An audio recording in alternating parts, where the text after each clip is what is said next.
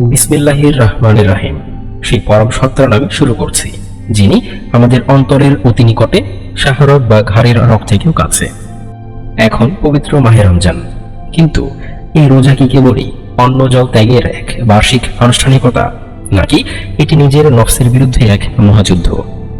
মহান আল্লাহ সুবহানাহু ওয়া তাআলা পবিত্র কোরআনে বলেছেন, হে ঈমানদারগণ, তোমাদের উপর রোজা ফরজ করা হয়েছে, যেরূপ তোমাদের পূর্ববর্তীদের উপর ফরজ করা হয়েছিল, যাতে তোমরা তাকওয়া বা খোদাভীতি অর্জন করতে পারো। সূরা বাকারার 183 নম্বর আয়াত। কিন্তু এই তাকওয়ার গভীরতা কতটুকু? সুফি সাধক ও আরিফ বিল্লাহগণ বলেন, রোজা হলো রুহের বসন্তকাল। আজ আমরা আলোচনা করব শরীয়তের বিধান থেকে শুরু করে মারফতের গহীন রহস্য পর্যন্ত। লালন শাহের আশিনগর থেকে শুরু করে বরপীর আব্দুল কাদের জিলানী রহমাতুল্লাহ আলাইহির আধ্যাত্মিক শিক্ষা এবং রুমির প্রেমের দর্শন সবই আজ একই সুতায় গাঁথা হবে। আজকের এই সফরে আমরা জানব, উপবাস যখন উপাসনায় রূপ নেয়, তখন কিভাবে মানুষের দেহ মন্দির হয়ে ওঠে আল্লাহর নূরের তাজাল্লি। চলুন ডুব দেই আধ্যাত্মিকতার সেই মহাসমুদ্রে। শরীয়ত ও মারিফতের রোজা, দেহের উপবাস বনাম রুহের জাগরণ। শরীয়ত হচ্ছে আমলের ভিত্তি। এটি হলো সেই খোলস যার ভেতরে মারিফতের মুক্ত থাকে। রাসূলুল্লাহ সাল্লাল্লাহু আলাইহি ওয়াসাল্লাম বলছেন, যে ব্যক্তি রোজা রেখে মিথ্যা কথা ও পাপাচার ত্যাগ করল না, তার না খেয়ে থাকতে আল্লাহর কোনো প্রয়োজন নেই। সহিহ বুখারী। শরীয়তের দৃষ্টিতে সুবহ সাদিক থেকে সূর্যাস্ত পর্যন্ত অনাহার ও কামাচার থেকে বিরত থাকা, এটি আমাদের ধৈর্য এবং শৃঙ্খলার শিক্ষা দেয়। অপরদিকে মারিফত হলো রোজার প্রাণ। বরপীর হযরত আব্দুল কাদের জিলানী রহমাতুল্লাহ আলাইহি তার সিররুল আসরার কিতাবে রোজাকে 3 ভাগে বিভক্ত করেছেন। এটি হলো সাধারণ রোজা বা শরীয়তের রোজা, এটি পেট ও লজ্জাস্থানের রোজা। দ্বিতীয়ত বিশেষের রোজা বা তরিকতের রোজা, এখানে চোখ, নাক, কান, হাত পা অর্থাৎ পঞ্চ ইন্দ্রিয়কে পাপাচার থেকে দূরে রাখা। তৃতীয়ত বিশেষের চেয়েও বিশেষ রোজা, মারিফতের রোজা, আল্লাহ ছাড়া অন্য কোনো চিন্তা অন্তরে স্থান না দেওয়া। সুফিবাদে রোজা মানে শুধু অন্ন ত্যাগ নয়, বরং নফস বা রিপুকে জবাই করা। যদি পেট খালি থাকে কিন্তু মনে লোভ, হিংসা আর অহংকার থাকে, তবে সেই রোজা মারিফতের দরবারে কবুল হয় না। বাংলার মরামী সাধক ফকির লালন শাহ রোজাকে দেখেছেন আত্মশুদ্ধির আয়না হিসেবে। লালন শাহজি বলতেন, আগে জানো ঘরের খবর। তিনি দেহের মধ্যাকার 6 রিপু যথা কাম, ক্রোধ, লোভ, বহু মদ, মাৎসর্য, এগুলো দমনের উপর জোর দিতেন। লালন দর্শনে রোজা হলো চক্ষুকর্ণ নাসিকার রোজা। লালন শাহের দর্শনে উপবাস থেকে যদি কারো মনে অন্যের প্রতি ঘৃণা থাকে, তবে তার মক্কায় যাওয়া বা উপবাস করা বৃথা। মারিফতের রোজায় মানুষ তার নিজের ভেতরে স্রষ্টাকে খোঁজে। কোরআনে বলা হচ্ছে, আমি তোমাদের ঘাড়ের শিরার চেয়েও নিকটবর্তী। সূরা কাফের 16 নম্বর আয়াত। লালন এই আয়াতকেই গানের ভাষায় তুলে ধরেছেন। অনেকে মনে করেন শরীয়ত আর মারিফত আলাদা, আসলে তা নয়। ইমাম মালিক রহমাতুল্লাহ আলাইহি বলেছেন, যে ব্যক্তি শরীয়ত শিখল কিন্তু মারিফত শিখল না, সে ফাসিক। আর যে মারিফত শিখল কিন্তু শরীয়ত মানল না, সে জিন্দিক। আর যে দুটোই অর্জন করলো, সেই প্রকৃত সত্য লাভ করলো। শরীয়ত আপনার শরীরকে পবিত্র করে, মারিফত আপনার রূহকে পবিত্র করে। শরীয়ত হলো নৌকা, আর মারিফত হলো সেই সমুদ্র যা দিয়ে আপনি স্রষ্টার কাছে পৌঁছাবেন। নৌকা ছাড়া যেমন সমুদ্রে নামা যায় না, তেমনি শরীয়ত ছাড়া মারিফতে পৌঁছানো অসম্ভব। সূরা বাকারার 130 নম্বর আয়াতে উল্লেখ করা হচ্ছে, হে মুমিনগণ, তোমাদের উপর রোজা ফরজ করা হয়েছে। এছাড়াও হাদিসে রাসূলুল্লাহ সাল্লাল্লাহু আলাইহি ওয়াসাল্লাম বলছেন, যে ব্যক্তি মিথ্যা কথা ও মন্দ কাজ ত্যাগ করল না, তার পানাহার ত্যাগ করায় আল্লাহর কোনো প্রয়োজন নেই। সুফিবাদের মূল কথা হলো জিকির ও ফিকির। রোজা হলো নফস বা প্রবৃত্তিকে শাসন করার তলোয়ার।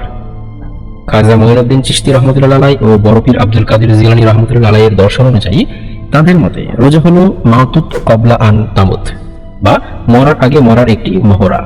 মারিফতের দৃষ্টিভঙ্গিতে পেট খালি থাকলে রূহ বা আত্মা শক্তিশালী হয়। আল্লাহ বলেন, রোজা আমারই জন্য এবং আমি নিজেই এর প্রতিদান দেব। সুফিরা বলেন, এই প্রতিদান স্বয়ং আল্লাহ ছাড়া আর কিছুই নয়। লালনের দর্শনে আল্লাহকে খুঁজতে আসমানে যাওয়ার প্রয়োজন নেই। আল্লাহ মানুষের কলবে বা হৃদয়ে বাস করেন। আদম তত্ত্বে যার দম আছে, সেই তো মানুষ হয়। লালন বলতেন, সারা বছর যারা মানুষের হক নষ্ট করে, তারা 30 দিন উপবাস থেকে কি পাবে?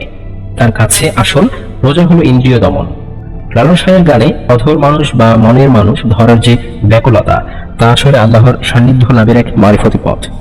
খাঁচার ভিতর অচিন পাখি ও আপন ঘরের বোঝাই শোনা, গানের মাধ্যমে বোঝান যে দেহটাই একটা ঘর বা মসজিদ। এই দেহের পবিত্রতা রক্ষাই আসল ইবাদত। সুফিবাদের ইনসানে কামিল আর লালনের মানুষ ভজন একই মুদ্রার এপিঠ ও ওপিঠ। রুমি, শামস তাবরিজ এবং লালন সবার গন্তব্যই হচ্ছে ইশক বা প্রেম। কুরআন মাজিদে নফসের 3টি প্রধান স্তরের কথা বলা হয়েছে, যা একজন মুমিনের আধ্যাত্মিক যাত্রার সোপান। নফসে আমারা বা প্ররোচনা দানকারী আত্মা। নিশ্চয়ই নফস মন্দের নির্দেশ দিয়ে থাকে। সূরা ইউসুফের আয়াত 53। এটি হল আদিম প্রবৃত্তি যা মানুষকে পাপে লিপ্ত করে। নফসে লাওয়ামা, তিরস্কারকারী আত্মা। আমি কসম খাই সেই নফসের যা নিজেকে তিরস্কার করে। সূরা কিয়ামার আয়াত 2। এটি আমাদের বিবেক, যা ভুল করলে আমাদের অনুতপ্ত করে। নফসে মুতমাইন্না বা প্রশান্ত আত্মা। হে প্রশান্ত আত্মা, তুমি তোমার রবের নিকট ফিরে এসো সন্তুষ্ট চিত্তে। সূরা ফাজরের আয়াত 27 থেকে 28। এটি সুফিদের চূড়ান্ত লক্ষ্য। রমজান আমাদের আম্মারা থেকে মুতমাইনার দিকে নিয়ে যাওয়ার ট্রেনিং কোর্স। রাসূলুল্লাহ সাল্লাল্লাহু আলাইহি ওয়াসাল্লাম নফসের বিরুদ্ধে যুদ্ধকে সবচেয়ে বড় যুদ্ধ বা জিহাদ আকবর বলেছেন। একবার যুদ্ধের ময়দান থেকে ফিরে নবীজি সাল্লাল্লাহু আলাইহি ওয়াসাল্লাম সাহাবীদের বললেন, আমরা ছোট জিহাদ বা অস্ত্রের লড়াই থেকে বড় জিহাদ বা নফসের বিরুদ্ধে লড়াইয়ের দিকে ফিরে এলাম। ক্ষুধার্ত থাকা সহজ, কিন্তু জিহ্বাকে মিথ্যা থেকে, চোখকে হারাম থেকে এবং অন্তরকে ঘৃণা থেকে বাঁচানো হলো নফস দমন। একেই সুফিরা বলেন মৌতে এরারি বা স্বেচ্ছা মৃত্যু বা অহংকারের মৃত্যু। সুফি দর্শনে নফসকে তুলনা করা হয়েছে একটি বেয়ারা ঘোড়া বা অবাধ্য কুকুরের সাথে।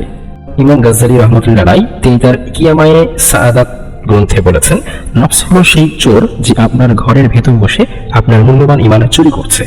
তাকে উপোস রেখে দুর্বল করাই হলো সিয়ামের মূল উদ্দেশ্য। মাওলানা রুমি রহমতুল্লাহ আলাইহি বলতেন, তোমার নফস হলো এক নরক, আর নরক হলো একটি ড্রাগন যা কখনো তৃপ্ত হয় না। তিনি নফস দমনের জন্য প্রেমের আগুনের কথা বলেছেন।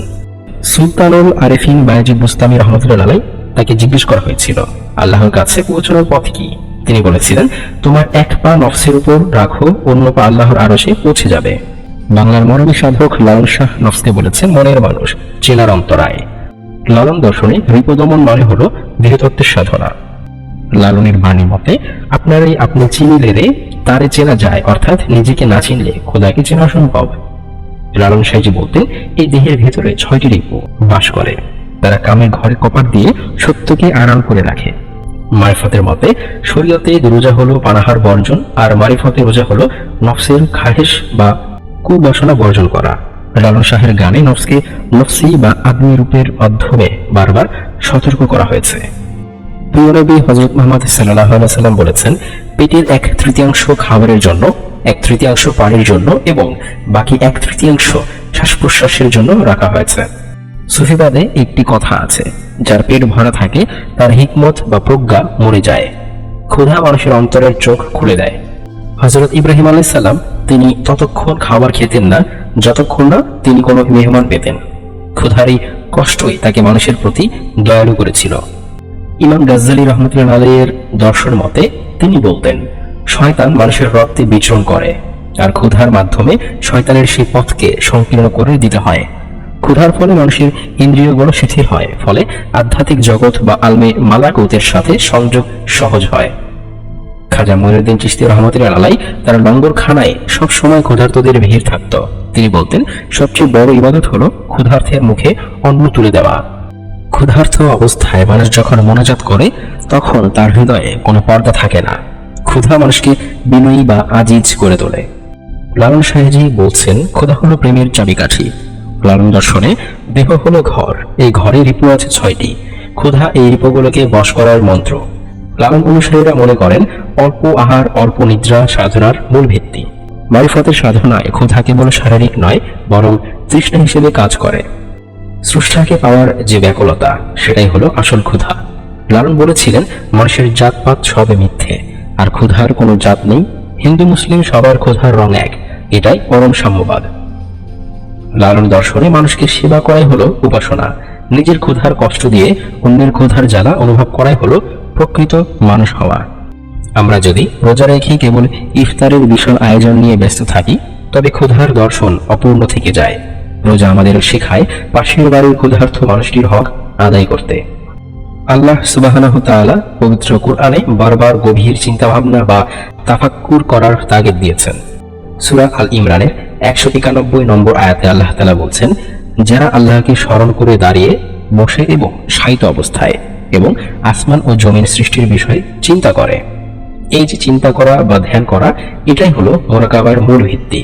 মুরাকাবা শব্দটি এসেছে রকিব বা রক্ষণাবেক্ষণকারী শব্দ থেকে, অর্থাৎ নিজের নফসের উপর পাহারা দেওয়া। পবিত্র কুরআনে হযরত মরিয়ম আলাইহিস সালামের চুপ থাকা রোজা বা সাওমে সামতের উল্লেখ আছে। যখন কোনো কঠিন পরিস্থিতি আসে, তখন মানুষের সাথে বিতর্ক না করে আল্লাহর ধ্যানে মগ্ন হওয়া হলো প্রকৃত মুমিনের কাজ। রোজা আমাদের সেই জিহ্বাকে নিয়ন্ত্রণ করে হৃদয়ের কান খোলার সুযোগ করে দেয়। রাসূলুল্লাহ সাল্লাল্লাহু আলাইহি সাল্লাম নবুয়ত প্রাপ্তির আগে দীর্ঘ সময় হেরা গুহায় ধ্যানমগ্ন ছিলেন। সুফিবাদের পরিভাষায় একেই বলা হয় খলওয়াত বা নির্জনতা। রাসূলুল্লাহ সাল্লাল্লাহু আলাইহি সাল্লাম বলছেন, ইহসান হলো এমন ভাবে ইবাদত করা যেন তুমি আল্লাহকে দেখছো, আর যদি তুমি তাকে দেখতে না পাও তবে বিশ্বাস করো যে তিনি তোমাকে দেখছেন। এই যে আল্লাহকে আমাকে দেখছেন, এই অনুভূতি হৃদয়ে গেঁথে নেওয়ার নামই হলো মুরাকাবা। ইমাম গাজ্জালী রাহমাতুল্লাহ আলাইহি বলেন, 1 ঘন্টার মুরাকাবা 70 বছরের নফল ইবাদতের চেয়ে উত্তম। কারণ নফল ইবাদতে শরীর নড়ে, কিন্তু মুরাকাবায় মানুষের রূহ সরাসরি আরশে আজিমের দিকে ধাবিত হয়। বড় পীর আব্দুল কাদের জিলানী রহমতুল্লাহ আলাইহি বা খাজা মুঈনুদ্দিন চিশতি রহমতুল্লাহ আলাইহি, তাদের প্রত্যেকের আধ্যাত্মিক শক্তির মূলে ছিল এই দীর্ঘ নীরবতা ও ধ্যান। এবার আসা যাক বাংলার মাটির দর্শনে। লালন শাহ তার গানে বারবার বলেছেন, নিজের ভেতরের মানুষকে চেনার কথা। মারিফাতের ভাষায় একে বলা হয় নফস চেনা। লালন গিয়েছেন, আপনারে চিনতে পারলে রে যাবে অচেনারে চেনা। মারিফতের সাধনায় রোজা মানে শুধু অন্ন ত্যাগ নয়, বরং ইন্দ্রিয় দমন। চোখ দিয়ে খারাপ কিছু না দেখা, কান দিয়ে বৃথা আলাপ না শোনা, সবই নীরবতার অংশ। লালন দর্শনে এই দেহটাই হলো আস্ত একখানা আরশ। সুফি সাধকরা বলেন, কল্প বা হৃৎপিণ্ড যখন জিকিরে জারি হয়, তখন বাইরের জগতের কোনো শব্দ আর সাধককে বিচলিত করতে পারে না। লালন সাহেজির দর্শনে নিঃশ্বাস প্রশ্বাসের কাজ বা দমের কাজ অত্যন্ত গুরুত্বপূর্ণ, যা মুরাকাবারই একটি রূপ। নিঃশ্বাসের প্রতিটি স্পন্দনে স্রষ্টাকে অনুভব করাই হলো প্রকৃত রোজাদার বা সত্যিকারের আশিকের লক্ষণ। আমরা আজ এমন এক যুগে বাস করছি যেখানে আমাদের চারপাশে শুধু শব্দ আর তথ্যের ভিড়। ফেসবুক, ইউটিউব আর গ্যাজেটের কারণে আমরা নিজের সাথে কথা বলার সুযোগ পাই না। রোজার এই নীরবতা বা সাইলেন্স আমাদের মস্তিষ্ককে শান্ত করে। বিজ্ঞানীরা একে এখন ডোপামিন ডিটক্স বলেছেন, কিন্তু ইসলাম এই ধারণা দিয়েছে 1400 বছর আগে ইতিকাফের মাধ্যমে। ইতিকাফ হলো মুরাকাবার সর্বোচ্চ পর্যায়। সব ছেড়ে যখন আপনি আল্লাহর ঘরে একা বসেন, তখন আপনার নফস বা অহং বিলীন হতে শুরু করে। কিভাবে মুরাকাবা করবেন? 1. সেহরি ও ইফতারের মাঝামাঝি সময়ে নির্জনে 10 মিনিট চোখ বন্ধ করে বসুন। 2. চিন্তা করুন আল্লাহ আপনার প্রতিটি স্পন্দন দেখছেন। 3. দুনিয়ার সব কোলাহল থেকে মনকে সরিয়ে শুধু আল্লাহ নামের জিকিরে ডুব দিন। আল্লাহ তাআলা সূরা নূরের 35 নম্বর আয়াতে বলছেন, আল্লাহু নূরুস সামাওয়াতি ওয়াল আরদ, অর্থাৎ আল্লাহ আসমান ও জমিনের নূর। সুফি দর্শনে মানুষের আত্মা এই মূল নূরেরই একটি অংশ। যখন আমরা অত্যাধিক আহার করি, তখন দেহের মাটি বা স্থূলতা প্রবল হয়ে ওঠে, যা রূহের সেই নূরকে ঢেকে ফেলে। কোরআনে বারবার তাকওয়ার কথা বলা হয়েছে। রোজা হলো সেই তাকওয়া অর্জনের মাধ্যম, যা মানুষের ভেতরের নূরকে, আয়নাকে পরিষ্কার করে। রাসূলুল্লাহ সাল্লাল্লাহু আলাইহি সাল্লাম বলেছেন, শয়তান মানুষের রক্তে চলাচল করে, তাই তোমরা ক্ষুধার মাধ্যমে শয়তানের পথ সংকীর্ণ করে দাও। এখানে ক্ষুধা মানে কেবল পেট খালি রাখা নয়, বরং নফসের খাদ্য কমিয়ে রূহকে শক্তিশালী করা। সুফিগণ বলেন, পাকস্থলী যখন পূর্ণ থাকে, তখন নফস বা প্রবৃত্তি জাগ্রত হয়, আর নফস যখন জাগ্রত হয়, তখন হৃদয়ের নূর নিভে যায়। সুফিবাদে 3টি মূল স্তম্ভ হলো কিল্লাতে তাম, অল্প আহার; কিল্লাতে মানাম, অল্প নিদ্রা; এবং কিল্লাতে কালাম, অল্প কথা। ইমাম গাজ্জালী রাহমাতুল্লাহ আলাইহি তার ইহয়া উলুমিদ্দিন গ্রন্থে আহারের 10টি অপকারিতা এবং ক্ষুধার 10টি উপকারিতা বর্ণনা করেছেন। তিনি বলেন, ক্ষুধা হৃদয়ে এক ধরনের সূক্ষ্মতা তৈরি করে। যখন পাকস্থলী শূন্য থাকে, তখন মস্তিষ্ক এবং হৃদয় আল্লাহর নূরের সংকেত গ্রহণ করার জন্য প্রস্তুত হয়। একে বলা হয় নূরে বাতেনি। বাংলার মহাত্মা লালন সাহেজি তার গানে দেহ এবং নূরের সম্পর্ক নিয়ে চমৎকার কথা বলেছেন।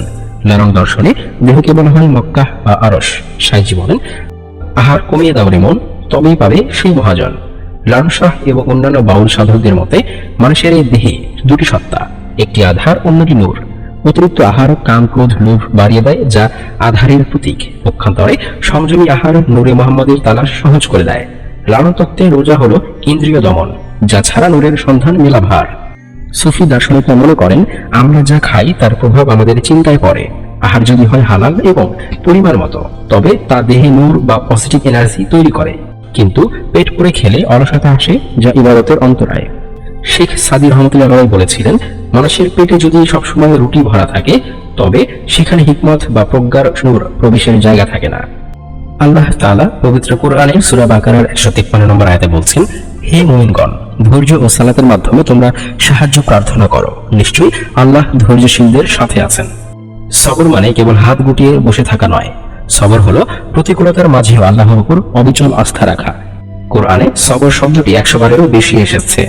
কেন? কারণ সময় আল্লাহর একটি সৃষ্টি। আমরা যখন সময়ের উপর ধৈর্য ধরি, তখন আমরা আসলে স্রষ্টার সিদ্ধান্তের উপর সন্তুষ্ট থাকি।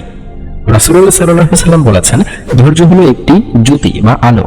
যখন আমরা বিপদে পড়ি, তখন চারপাশে অন্ধকার দেখায়, কিন্তু ধৈর্য সেই অন্ধকারে আলোর মতো পথ দেখায়। রমজান মাসকে বলা হয় শাহরুস সবর বা ধৈর্যের মাস। সারাদিন ক্ষুধার্ত থেকে আমরা মূলত আমাদের নফসকে বা রিপুকে নিয়ন্ত্রণ করতে শিখি। মহান সুফি দার্শনিক ইবনুল আরাবী সময়কে দেখেছেন আল্লাহর একটি বিশেষ সিফাত বা গুণ হিসেবে। সুফিদের মতে সুফি হলো সময়ের সন্তান বা ইবনুল ওয়াক্ত। একজন সাধারণ মানুষ অতীতে আফসোস করে আর ভবিষ্যৎ নিয়ে দুশ্চিন্তা করে, কিন্তু একজন সুফি বা মারিফতের পথিক বর্তমানে মুহূর্তকে সবরের সাথে আলিঙ্গন করেন। তারা বিশ্বাস করেন যা কিছু ঘটছে তা পরম দয়ালু আল্লাহর ইশারাতেই ঘটছে। সুফি সাধক জালালউদ্দিন রুমি বলেছেন, ধৈর্য মানে কেবল অপেক্ষা করা নয়, ধৈর্য হলো কাঁটার দিকে তাকিয়ে গোলাপকে দেখতে পাওয়া, রাতের অন্ধকারের মাঝে ভোরের আলোর নিশ্চয়তা খুঁজে পাওয়া। মারিফতের পথে সবর হলো নফসকে জবেহ করার তলোয়ার। যখন একজন সাধক সময়ের বিবর্তনে অস্থির হন না, তখনই তিনি রোজা বা আল্লাহর সন্তুষ্টির মাকামে পৌঁছান। বাংলার মরমী সাধক লালন শাহ তার গানে বারবার সময়ের হিসাব দিয়েছেন। তিনি বলেছেন, সময় গেলে সাধন হবে না। এখানে লালন এক অদ্ভুত দর্শনের কথা বলছেন। একদিকে তিনি সময় পার হয়ে যাওয়ার ব্যাপারে সতর্ক করছেন, আবার অন্যদিকে ধৈর্যের মাধ্যমে অধৈর্য মানুষকে ধরার কথা বলছেন। লালনের কাছে ধৈর্য হলো মোকাম চেনার শক্তি। লালন দর্শনের মূল সুর, মানুষের দেহের ভেতরেই সময় এবং অসময় বিদ্যমান। শ্বাস প্রশ্বাসের যে দম, তাকে নিয়ন্ত্রণ করাই হলো পরম ধৈর্য। লালন সাইজি বলতেন, যদি তোমার ভেতরে ধৈর্য না থাকে, তবে তুমি গুরুবাক্য ধারণ করতে পারবে না। মারিফতে সবর হলো শুকর বা কৃতজ্ঞতার যমজ ভাই। মারিফতের সাধকরা মনে করেন, আল্লাহ যখন কোনো বান্দাকে ভালোবাসেন, তখন তাকে ধৈর্যের পরীক্ষায় ফেলেন।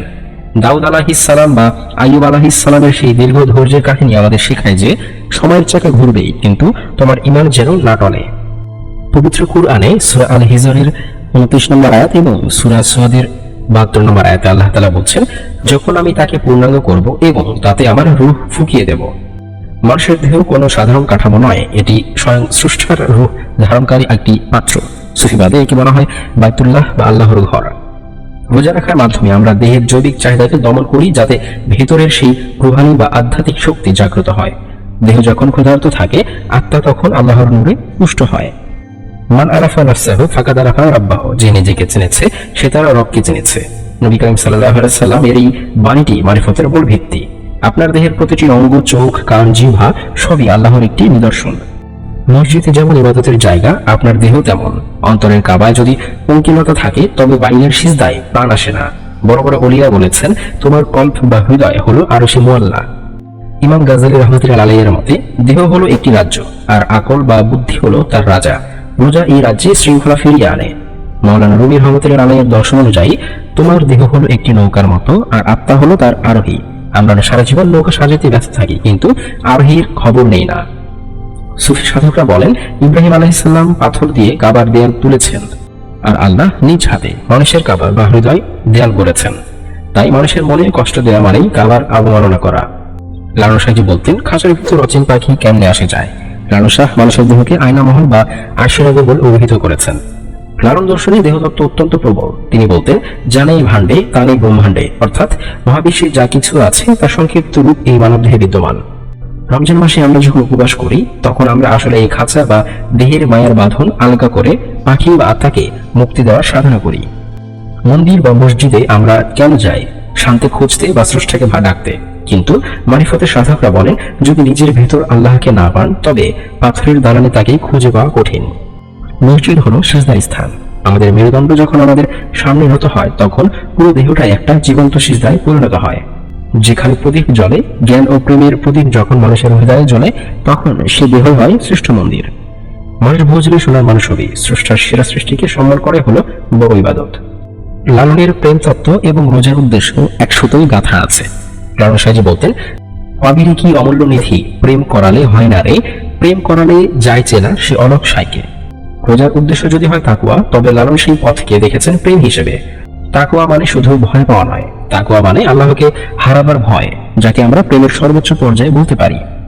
লালন বিশ্বাস করতেন, নিজের মনের ভেতরের নফস বা রিপুকে দমন না করলে স্রষ্টাকে পাওয়া অসম্ভব। রোজা আমাদের সেই শিক্ষা দেয় যে হালাল খাবার সামনে থাকা সত্ত্বেও আমি খাচ্ছি না কেন, কারণ আমার প্রিয় মাবুদ তা নিষেধ করেছেন। এটাই তো প্রেম।